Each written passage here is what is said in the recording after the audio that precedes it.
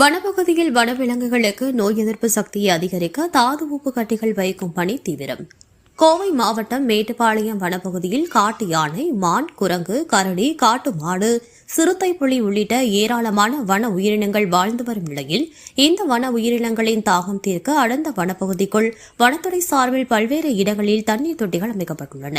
அந்த தண்ணீர் தொட்டிகளில் தினந்தோறும் வன உயிரினங்கள் தண்ணீர் பருகி வரும் நிலையில் அந்த உயிரினங்களை நோய் எதிர்ப்பு சக்தியை அதிகரிக்க வனத்துறை சார்பில் நீர்நிலைகளில் உப்பு கட்டிகள் வைக்கும் பணியில் ஈடுபட்டனர்.